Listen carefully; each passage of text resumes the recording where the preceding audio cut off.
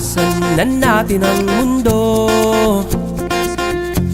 magtago papalayo sa mas tahimik at payapang mundo. Bumubulong ang hanging hamihan at huni ng ibon. Dumudulong at tinatawag na tayo ng mundo.